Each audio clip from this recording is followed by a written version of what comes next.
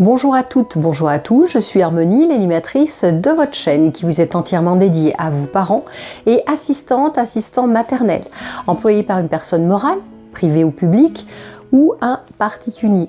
Bienvenue à notre 23e rencontre. Nous allons aujourd'hui apprendre à calculer la mensualisation pour un contrat à durée indéterminée en année incomplète. C'est parti. Pour notre premier exemple, nous partons sur une année incomplète de 36 semaines programmées. Le planning est simple, il n'y en a qu'un, il est de 44 heures. Donc le nombre d'heures d'accueil hebdomadaire est de 44 heures, le nombre de semaines d'accueil programmées de 36. Nous allons multiplier ces 44 heures par 36 semaines programmées. Nous allons donc lisser les heures sur ces 36 semaines. Et nous allons diviser ce lissage, qui correspond aux besoins d'heures réels pour l'année, par 12 mois, puisque nous voulons mensualiser le salaire. Nous obtenons donc 132 heures moyenne d'heures mensuelles. Pour définir la mensualisation, eh bien, nous partons donc de la moyenne d'heures mensuelles que nous venons de calculer, 132 heures, et nous partons avec le taux horaire prévu au contrat, qui est de 4,25 €. Nous allons donc multiplier ces 132 heures de moyenne mensuelle par le taux horaire de 4,25 €. Nous allons trouver une mensualisation de 561 €. Ce salaire mensualisé ne comprend pas les heures complémentaires, les heures majorées, les heures d'absence, etc. Il y a beaucoup de dates à retenir dans le cadre des régularisations pour les assistantes maternelles. Ne pas confondre la date de régularisation de salaire qui s'effectue en fin de contrat ou de date à date avec la période de référence des congés payés qui, elle, s'effectue du 1er juin au 31 mai ou du début de contrat à la fin du contrat de travail. Deuxième planning en année incomplète sur 40 semaines programmées. Il est un peu plus corsé que le deuxième puisque nous partons sur 2 plannings.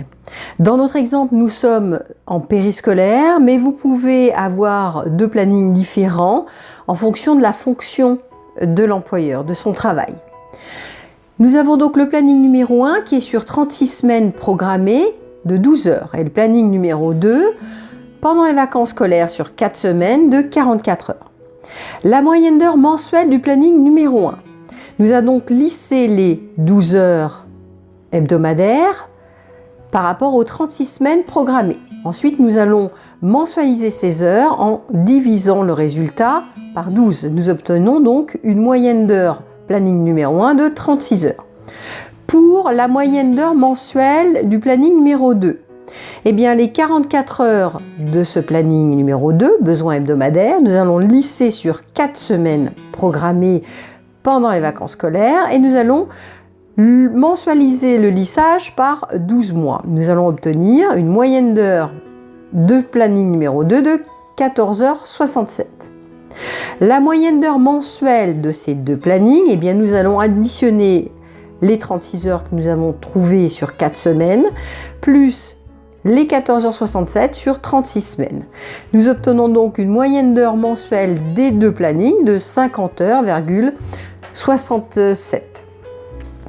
Pour le calcul de la mensualisation, eh bien, nous avons besoin donc de la moyenne d'heures des 2 plannings que nous avons trouvés juste au-dessus et nous avons besoin du taux horaire qui est dans notre exemple à 8,25 € de l'heure. La mensualisation pour cet exemple est de 50,67 que nous multiplions par 8,25. Nous obtenons bien 418 € mensuels. Je rappelle, cette mensualisation ne tient pas compte de l'absence, ne tient pas compte des heures complémentaires, des heures majorées, etc. Le truc, dans le cadre d'un contrat en année incomplète, la régularisation des salaires est obligatoire. Soit à la fin du contrat, soit chaque année de date à date. Par exemple, votre contrat débute un 1er septembre. La date de régularisation sera le 31 août inclus de chaque année. Troisième exemple, Nous sommes donc toujours en année incomplète sur 44 semaines programmées. Vous avez 3 plannings différents sur 36 semaines d'école et vous avez 3 plannings différents sur 8 semaines de vacances scolaires. Que vous ayez 1, 2, 3, 4, 6, 8 plannings, c'est toujours la même procédure. Comme les autres exemples, on part du ou des besoins par planning, qu'on multiplie par les semaines programmées pour chacun des plannings concernés et ensuite vous divisez par 12 mois. Vous donc lissez vos heures mensuellement pour chacun des plannings. Ensuite, il faudra les additionner. Donc soit vous pouvez les additionner à la suite, soit vous pouvez, comme je l'ai fait dans cet exemple, les additionner d'abord par période, sur la période d'école et sur la période de vacances scolaires. Mes matrices qui sont à télécharger gratuitement sur le blog sont faites dans cet exemple-là. Vous obtenez donc un total de moyenne mensuelle sur l'ensemble de vos semaines. Dans notre exemple à nous, c'est des 44 semaines. Je rappelle qu'il y a bien 6 plannings, 3 plannings école, 3 plannings vacances scolaires. Et ce résultat, qui est la moyenne d'heures mensuelles, pour définir la mensualisation, vous allez le multiplier par le taux horaire. Dans notre exemple, il est de 5,50 €. Vous obtiendrez la mensualisation. Notre mensualisation dans l'exemple est de 504,51 €. Si vous n'avez pas assez de place au niveau des plannings pour indiquer les semaines concernées pour chacun d'eux, eh bien vous pouvez le faire à ce moment-là du calcul. Vous voyez, pour le planning numéro 1, ce sont les semaines 35, 38, 41, 47, 50, 1, 4, 10, 13, 19, 22, 25 qui sont concernés. Et vous faites ceci pour chacun des plannings. Il faut savoir que c'est obligatoire. Vous devez bien indiquer le nombre de fois et de semaines pour chacun des plannings qu'il va être réalisé et les semaines concernées. Pas de panique, vous allez retrouver cette matrice gratuitement à télécharger sur le blog.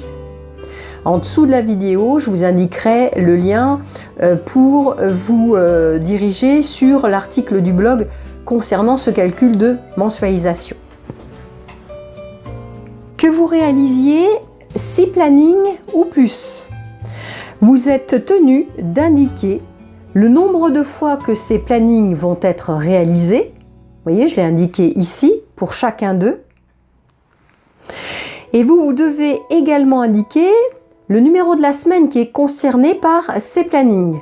Donc je l'ai indiqué ici, mais vous pouvez l'indiquer dans les calculs, nous le verrons ensuite, où certains contrats prévoient cette information, mais elle reste obligatoire. Le numéro de la semaine concernée et le nombre de fois que le planning va être réalisé. C'est important. Le truc, il est vivement conseillé de définir pour chacune des semaines programmées, lorsqu'il y a plusieurs plannings, le nombre de fois qu'elles vont être réalisées, le nombre de semaines qu'elles vont être réalisées pour le contrat. Vous pouvez, si vous souhaitez, partir sur une moyenne de ces plannings. Toutefois, dans le cadre de la régularisation de salaire, celle-ci s'effectue toujours à l'avantage du salarié. Donc si l'employeur a effectué un versement supérieur, eh bien il ne pourra pas récupérer le trop versé au salarié. Cela ne rentre pas dans le cadre d'une erreur comptable. Nous découvrons ensemble la fiche technique vierge que vous pouvez télécharger gratuitement sur le blog. Donc nous avons 8 plannings différents, école, vacances scolaires. Deuxième matrice, pour terminer le calcul du contrat à durée indéterminée en année incomplète, moins de 47 semaines programmées, je me suis permis de vous rajouter une 4e semaine en fonction des cas de figure pour la période d'école, pour la période de vacances scolaires. Cette fiche technique est à télécharger, je vous le rappelle, comme l'autre, gratuitement sur le blog. Et je vous mettrai le lien qui vous fera tomber sur l'article en dessous de la vidéo et en bas, en dessous de l'article, sur le blog, vous retrouverez ces 2 documents, je le rappelle, à télécharger gratuitement.